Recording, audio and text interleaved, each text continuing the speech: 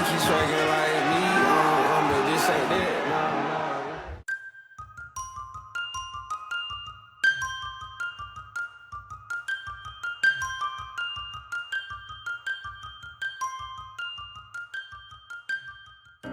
What happens when the biggest movie star in the world begs for a role that doesn't exist, gets cast anyways, then panics and tries to quit the day before filming? What do you get when a director creates a character specifically designed to be impossible to understand, pays his own girlfriend $1 million for a song, and runs his set like a prison with a fine system for everything from lateness to being unfunny? You get Snatch, a film where the lead actor stopped showering on purpose, a dog bit someone in the crotch and got fired, Sean Connery said, "You can't afford me," in a stage whisper and walked away, and one actor got jailed for fighting and had to be replaced by a look-alike mid-production. This isn't just behind-the-scenes trivia. This is the story of how controlled chaos, desperate phone calls, failed accent tests, and real crotch injuries created one of the most quotable, rewatchable cult classics ever made. Guy Ritchie didn't just direct a movie, he orchestrated a beautiful disaster, and somehow it all worked. These are the 27 facts that prove Snatch was just as insane behind the camera as it was on screen. Starting with the phone call that changed everything. Brad Pitt was such a massive fan of Lock, Stock, and Two Smoking Barrels that he actively hunted down Guy Ritchie and begged for a role. This was the biggest movie star on the planet, fresh off Fight Club, chasing down a relatively unknown British director. Pitt wanted to escape the Hollywood machine and work with fresh talent, and he got way more than he bargained for. Here's the twist. Ritchie originally wanted Pitt to play Turkish, the lead role that went to Jason Statham. But when Pitt couldn't nail a London accent, Ritchie literally invented a new character just for him, Mickey the Pikey. That's right, one of cinema's most memorable characters only exists because Brad Pitt's failed an accent test. Push your back a little, concentrate. What has been conscious for the horses, you know? Mickey's incomprehensible dialect wasn't just for laughs, it was revenge. Critics had slammed the thick accents in Ritchie's previous film, so he created a character that nobody could understand, not even the other characters in the movie. The ultimate middle finger to film critics. There's another layer to Mickey's dialect. Pitt himself wanted revenge against Irish critics who'd mocked his terrible Irish accent in The Devil's Own, so he made his traveler accent so thick it became a weapon of comedic mass destruction. The day before filming began, Brad Pitt panicked and called Ritchie, begging to be released from the part. He even suggested Ritchie play the role himself. A crew member told him that nobody understands Irish travelers anyway, which gave Pitt the brilliant idea to make Mickey completely unintelligible. To really embody the scummy nature of his character, Brad Pitt made a creative choice that probably cleared rooms. He rarely washed during the entire production, method acting at its finest or filthiest. Brad Pitt's working conditions were apparently so terrible that Jason Fleming joked his trailer was picketed by Amnesty International for not being fit for human habitation. When you're one of the world's biggest stars slumming it in a British film production, this is what you get. Pitt based his accent on a guest character from the Irish sitcom Father Ted, specifically Fred Rickwood from the episode A Song for Europe. Note. First one. No, not the first one! The first one's already down! Just play the notes you're playing earlier. I've been playing the first one! A Hollywood megastar doing homework by watching Irish comedy shows is exactly the kind of preparation that creates cinema gold.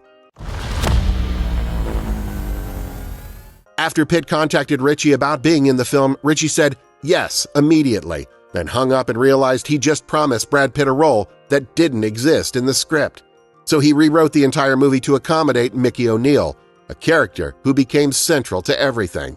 These films are about fast-paced, move it quick, and try not to have any fat on it whatsoever. There was so much stuff I wanted to put in Lock, Stock and couldn't get in there that, I moved them onto this one.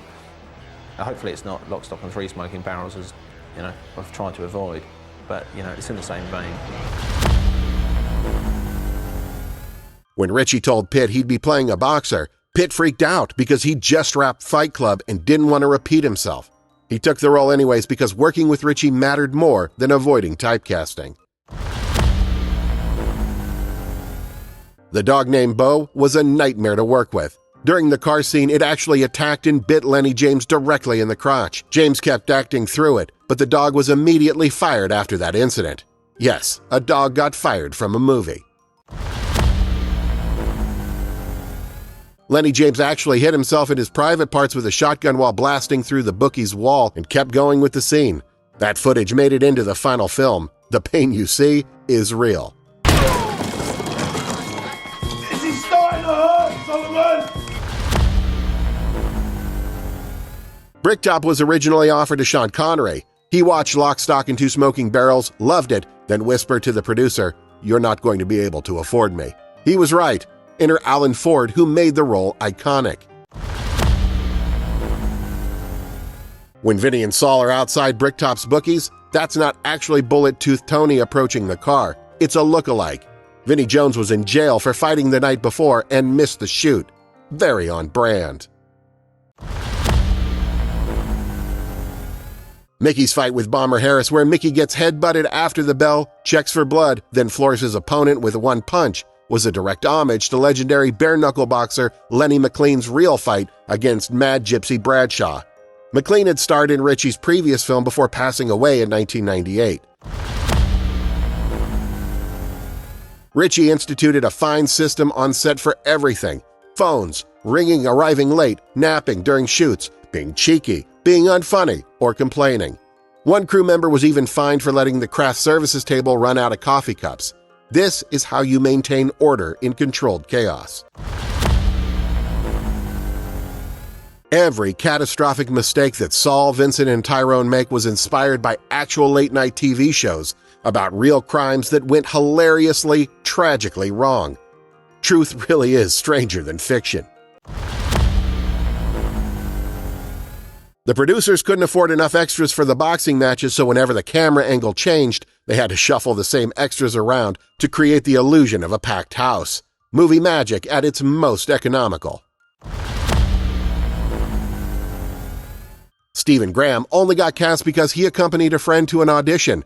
Ritchie handed him a script. Graham explained he had dyslexia and needed time. Ritchie asked if he could improvise instead, and just like that, Tommy was born. Want to see if I've got the minerals? When Bullet-Toothed Tony is introduced slamming a guy's head in a car door, that was the head of stunt coordinator Tom Delmar, who volunteered for the honor. Oh, I love this track. Sometimes you just really believe in the project. Bricktop tortures a dog in the film, but actor Alan Ford is a vegetarian and animal rights activist in real life. The scene was reportedly difficult for him to perform. Feed them to the pigs, Errol. What the fuck are you two looking at? You understand me now, don't you, Turkish? Brad Pitt was initially disturbed by how casually the British cast and crew used a certain four-letter C word, which is a severe slur for women in America, but commonly directed at men in Britain. He eventually adapted and joined in. Ritchie reportedly paid $1 million to use Madonna's Lucky Star, and he was dating her at the time. In a later interview, he joked that he originally wanted Rivers of Babylon, but it was too expensive, so he used his connections for Lucky Star, which ended up costing twice as much. She needed the money, he quipped. The original screenplay was titled Taken, but Sony had a film with that name in development, so Ritchie was forced to change it. He literally right-clicked in his word processor and used a thesaurus function, landing on Snatch. Sony's Taken never got made, until Liam Neeson's version in 2008. The film's title only appears as a dialogue once in the entire movie, when Vinny tells the dog, "Don't snatch," right before it steals the squeaky toy. Fitting, since the dog ultimately swallows the diamond that drives the entire plot. Oi, don't snatch.